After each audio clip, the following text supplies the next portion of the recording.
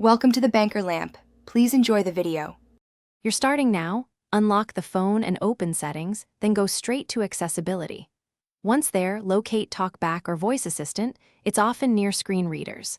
Tap it to view controls. Make sure your finger taps once, then double tap to activate items when Talkback is on. If audio feedback interrupts navigation, plug in headphones or ask someone to assist for the next steps. This gets you to the Talkback control panel so you can stop it without fumbling.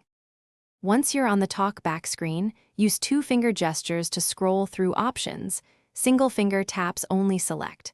Find the Talkback toggle and tap it once, then double-tap to execute the toggle.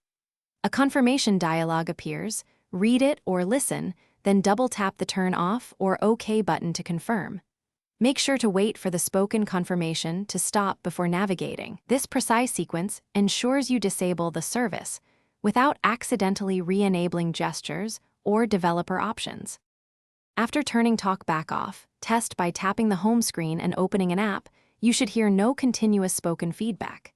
If Talkback still speaks, restart the device to clear active services, then reopen accessibility and ensure the toggle remains off. If the shortcut reactivated it, disable the accessibility shortcut in settings to prevent accidental triggers. One key troubleshooting tip: if gestures behave oddly, connect a USB mouse.